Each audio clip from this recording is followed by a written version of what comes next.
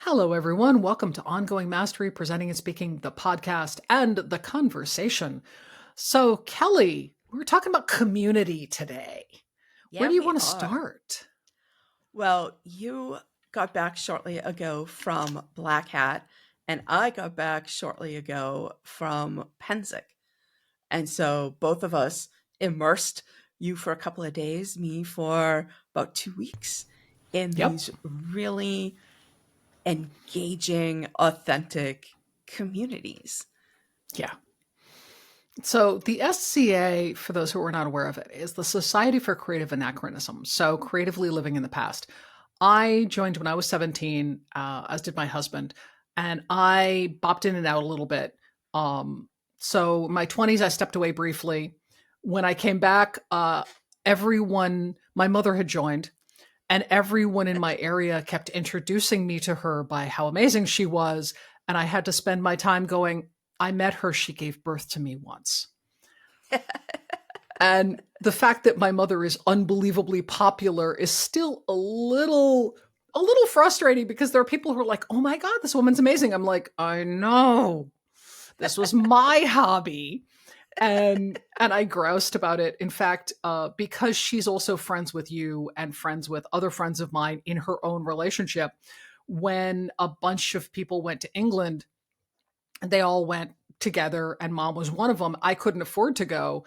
And I whined about my friends going to England with my mom, and they were like, no, she's our friend. The fact that she's your mother is secondary. And I'm like, I Yeah. know. So she was active forever. I stepped out once I got pregnant because I found that I was like, I need to focus on this new aspect of my life. But I'm still connected to it through you and through mutual friends. And the thing that I love is that you and I keep discovering these communities. Like there's the science fiction fantasy community, there's the Mhm. comic world community, there's the SCA, there's the Middle Eastern dance community, and now there's this whole cyber security world. And they all have very similar personality types and themes in them that we resonate with. And it's honestly just a huge relief to meet yet another group of people and be like, I'm home. It's my Yeah. people. I love it. So, what does this mean for presenting and speaking? Why are we bringing this up? Well, speakers need speaker friends Yep. because other speakers know what it's like and other speakers will be real with you. How was that? Was that okay? Oh, it was wonderful. It's not helpful feedback. But speakers also know it's hard. And so they know how to give constructive, effective feedback and also support. Yeah, that was a tough audience. Nothing was working with them. That's really awful for you. I'm so sorry. Yep. And shout out to Bobby Carlton of Innovation Women for the Speakers Yes. Need Speaker Friends, which we've completely taken to heart. So finding community is incredibly important. Yeah. You and I have been on this journey of entrepreneurship, which has been new to me, but is not new in your house. And I have been learning things that you have seen the ride. So talk to me a little bit about the your Kelly's world of entrepreneurship and from your perspective, because you've got a lot more background in your house than I do. Background, yes. Direct experience myself, not so much. So, my husband Chris is a serial entrepreneur, spent his 20s founding a couple of different companies and seeing them through their life cycle. In his 30s was ready for the not jet set around the world every week a different city consultant lifestyle.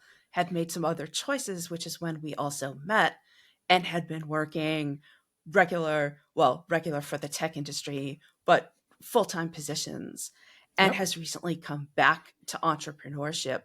So this period for me is the first time I'm really living through what the ups and the downs and the nail biting and the exhilaration of entrepreneurship feels like. but I also teach at a business college that's focused on entrepreneurship. So I'm around people who come to everything with a how do we iterate, innovate, disrupt, pick your business cliche Mm-hmm. mindset. And a lot of that's really fantastic and invigorating for my own teaching. Some of it's kind of frustrating, but that's okay. Yeah. Yeah, it's a wild ride. I grew up with somebody who is actually in many ways an entrepreneur by spirit, but not by profession.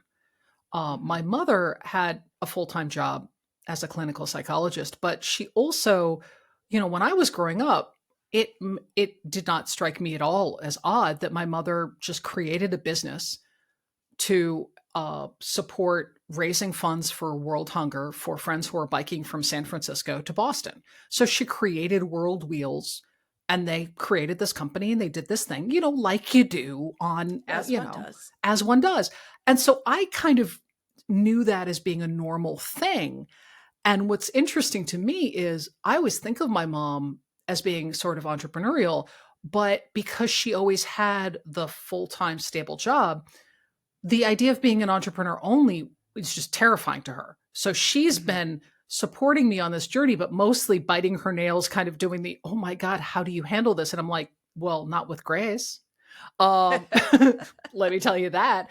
But it's also, now that I'm seeing some of the larger ecosystem Mhm. around our work.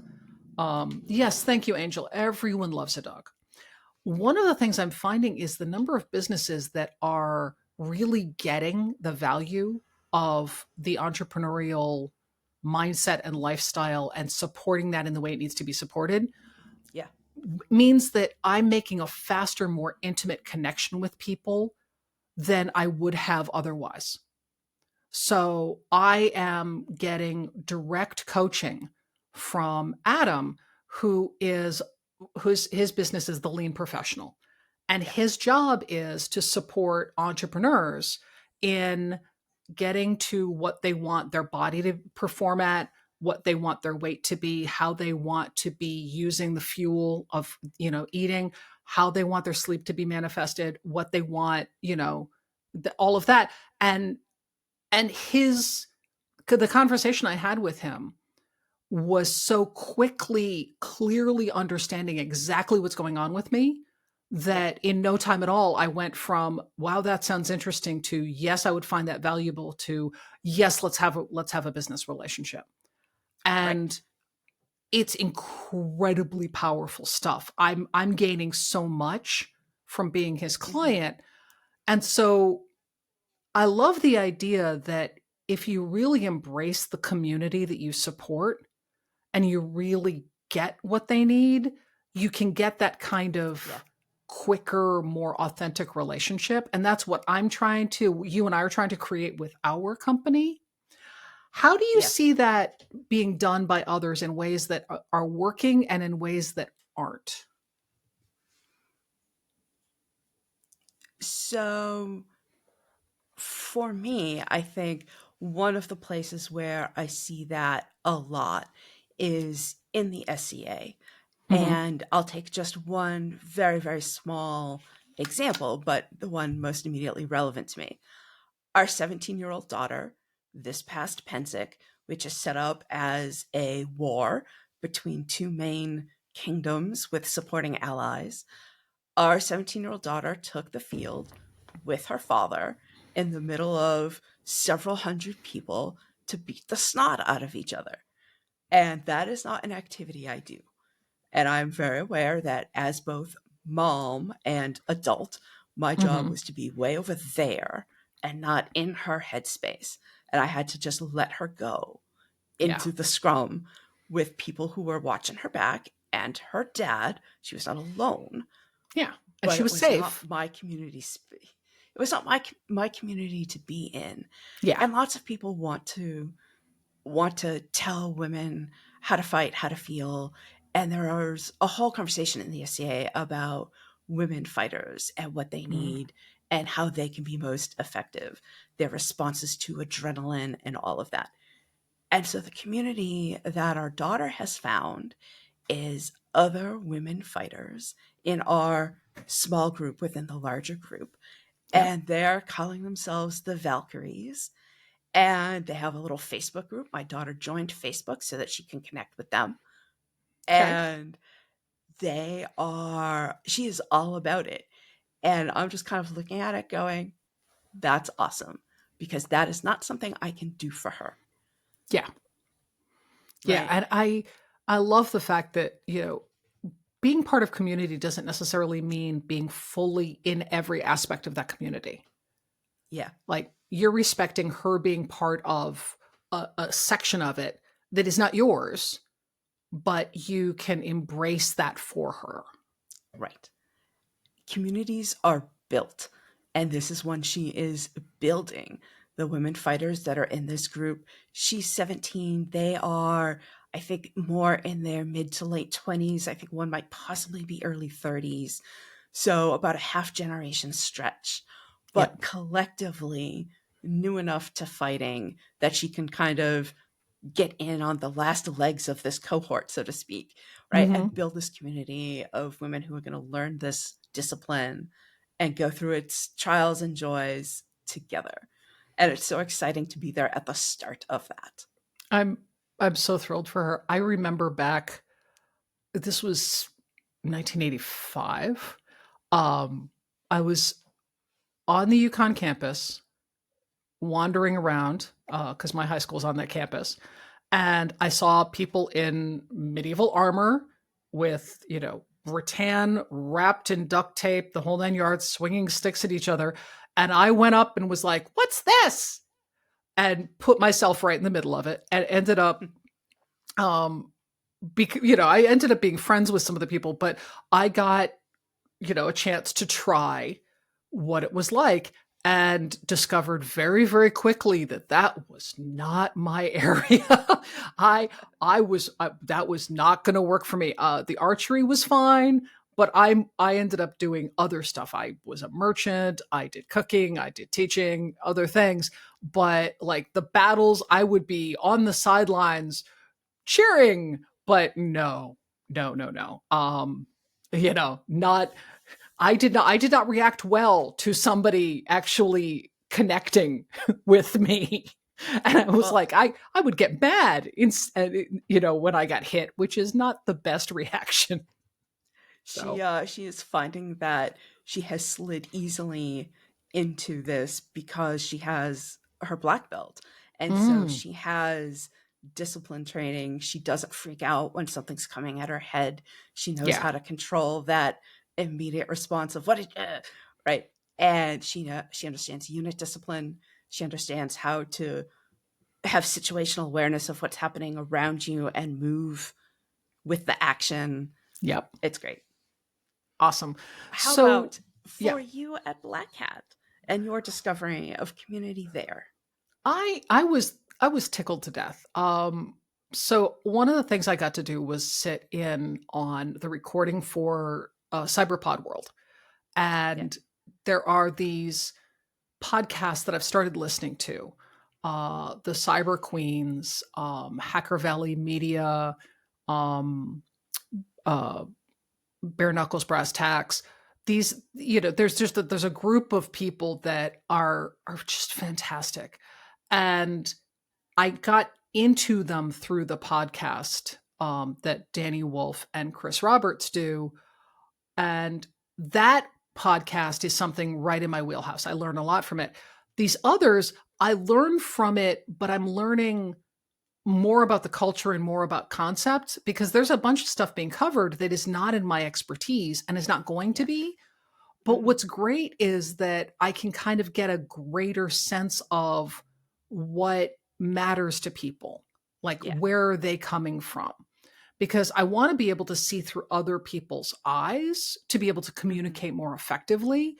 And the only way to do that is I'm not going to become a solid expert in cybersecurity, Right. but I certainly want to learn, enough to kind of get a sense of what the rules are of engagement, and also what the culture calls for. Yeah. And what's really nice is that even the podcasts that I've been offered to listen to and people have suggested, they said, oh, this one's pretty dense, but it's kind of like when I listen to ones on neuroanatomy. Hmm. I took basic neuroanatomy back 100 years ago in school. So I'm not going to be, getting 90%, but I get the gist and I can see the storytelling and the connection and the flow of information. And I get so much out of it, even though I don't necessarily understand everything. Yeah. And I think that's the thing that I really love about really well built communities. Like Innovation Women has an entire group of speakers that meet every Friday that are from entirely different backgrounds. And their Yeah. Yeah. commonality is that they're all public speakers. Hmm. But like we've got experts in burnout, we've got experts in health, we've got experts in humor. Like there's people who their expertise is very specific and these streams would not cross. Yeah. But because again, it's speakers understand what speakers go through, like tech trainers. Yeah. As a tech trainer and as a freelancer that I was forever, I could meet with other freelancers that were in the Boston area. And we only saw each other in person maybe once every few years. But whenever we were at something together, we had a commonality of understanding because we knew what Yeah. was important to the other person. And we had Yeah. gone through some of the same things.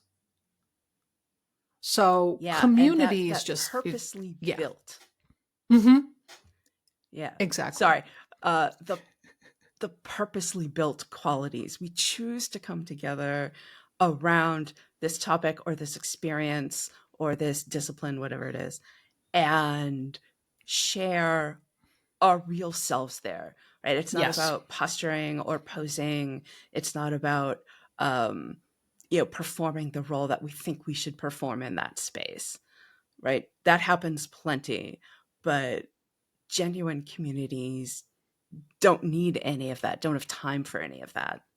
And genuine communities take work. I will use as an Yeah. example. So I'm part of a fantastic group called the Sales Siren Academy that Natalie Bullen has put together. And it is a community of entrepreneurs.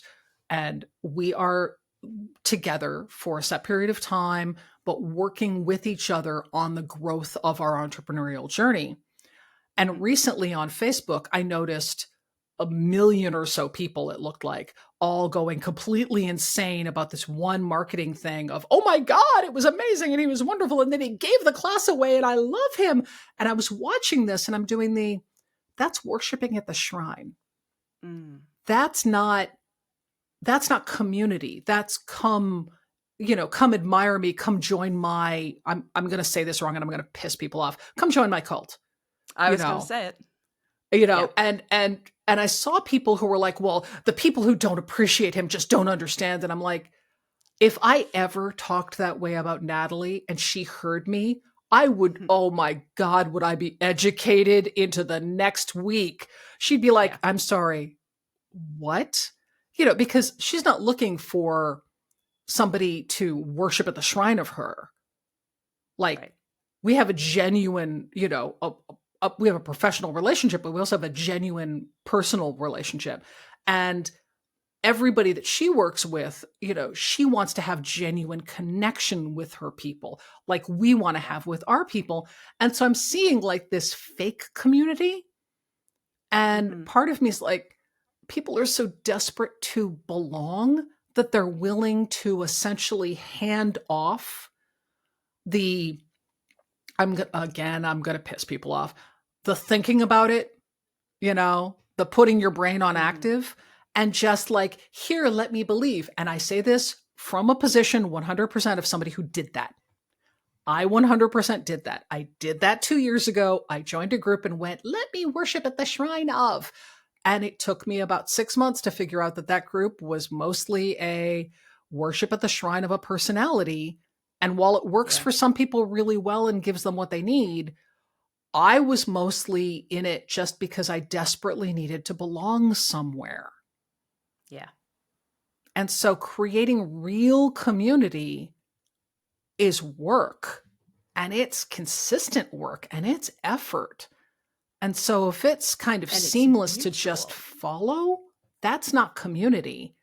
That's lemming Yeah. behavior. Sorry. Yeah. And it has to be mutual work, right? You have to get Yeah. from and give to in roughly equal proportions, because that imbalance where it's unidirectional is Hmm. one of the signs of worship at the shrine, and Yeah. not genuinely investing in all of the community members as members. Yeah.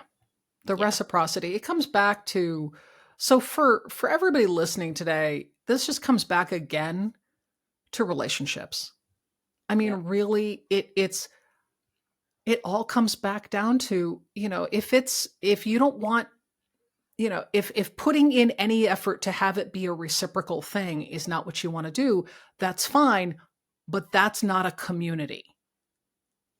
And if you want to go worship at the shrine of something, go ahead, but just get that that's what that is. And it's not the Yeah. same as being part of a genuinely healthy community in which everybody is growing and supporting each other together.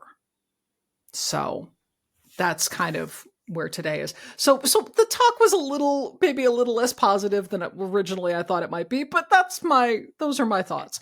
What about your thoughts? I was just, I think my thoughts on community has to do with ebb and flow. That you were in and out of the SCA a couple of times, you're still connected to it at a Yep. bit of a further distance. My participation in the SCA has focused over here and then focused over there and stepped back.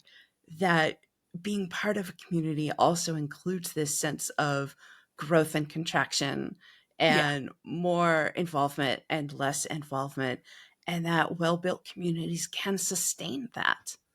I haven't been able to join a Speaker Friend Friday with Innovation Women pretty much all summer. I'll be back this week. We've been doing traveling, things have come up. I haven't been around on Friday mornings, Yeah. and that's fine. And when I get back, I'm going to pick up in the conversation wherever it is.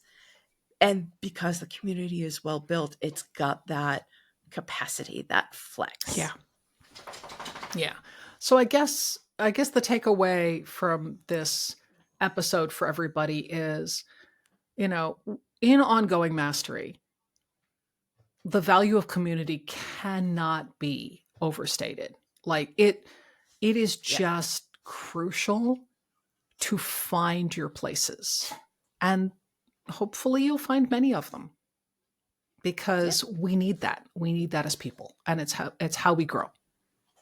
So that's it for today. Mostly just to hear some thoughts. So please comment. Please make what communities are you part of? What are you thinking? If you are one of the people who were, again, really thrilled with that particular bro marketing pitch, go ahead and tell me in the comments how wrong I am. I am fine to have with that discussion. That works. So let us know what you think, and we will catch you next episode. Thanks for watching. Thanks for listening. Cheers.